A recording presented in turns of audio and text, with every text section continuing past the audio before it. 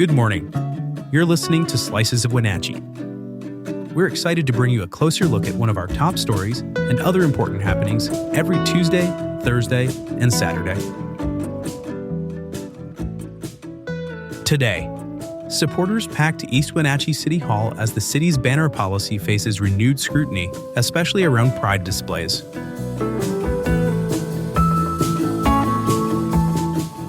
Before we continue, have you joined Neighbor yet?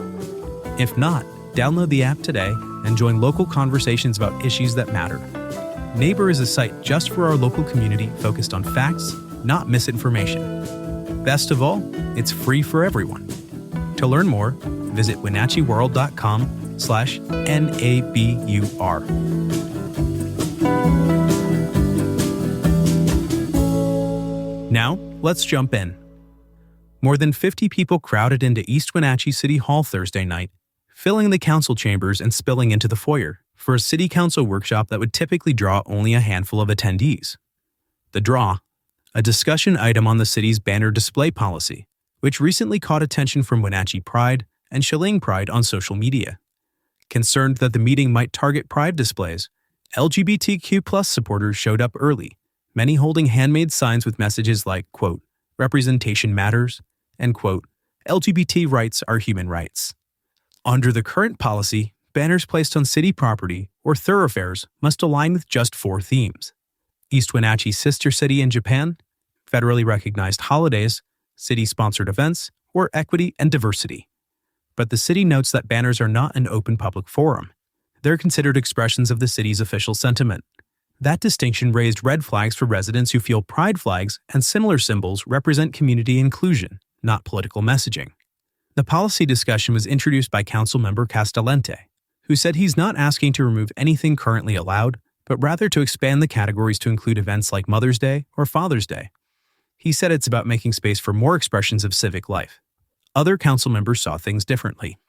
Councilmember Johnson argued that public funding shouldn't be used to fly pride flags and questioned whether equity and diversity banners should include them. While she stated she had no issue with the pride flag itself, she said she doesn't believe it fits within the theme of equity and diversity, and added that many residents who speak at council meetings have voiced similar concerns. That prompted responses from other council members, including Shane Magdoff, who emphasized that for every critical message, she receives praise from constituents thanking her for the city's inclusiveness. Councilmember Hepner, meanwhile, expressed frustration that the banner policy continues to consume so much council attention, second only to the city's budget, when there are more pressing issues to address. And newly appointed councilmember Taylor Stimmel noted that the policy itself lacks clarity on when and how it should be reviewed.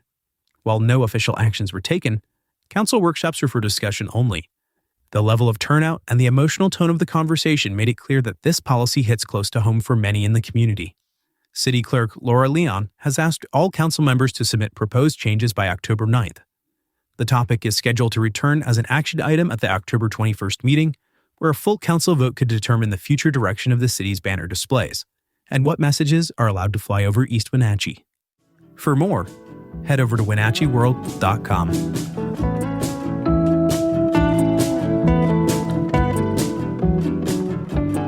Are you passionate about the issues shaping North Central Washington? Then you won't want to miss the Wenatchee World Forum at Pybus. This monthly event brings together newsmakers and the community to dive into the topics that matter most. It's your chance to engage, ask questions, and be part of the conversation shaping our region's future. Have questions or need more info? Visit wenatcheeworld.com/forum.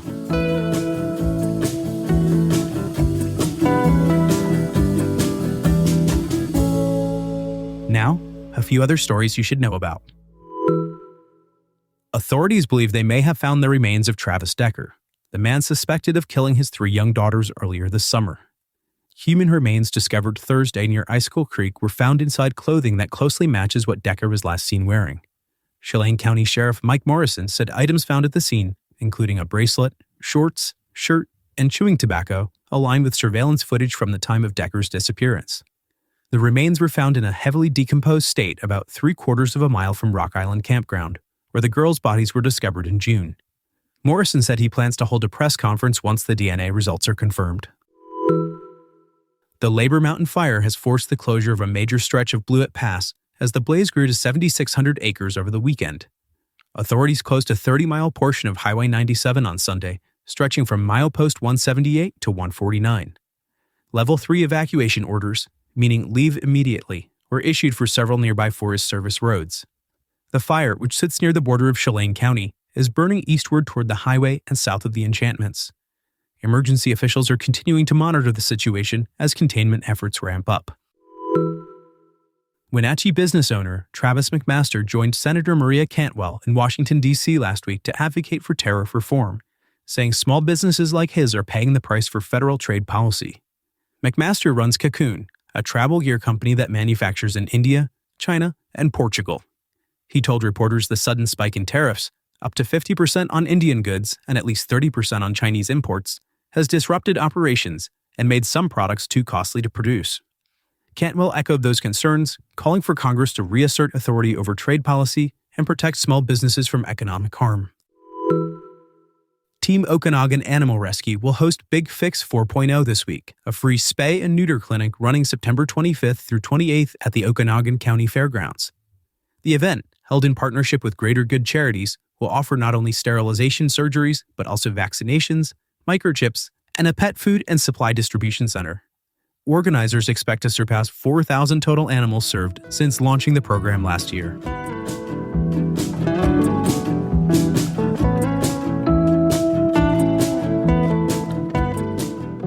Thanks for listening. For more information on all the stories you heard today, visit us at WenatcheeWorld.com.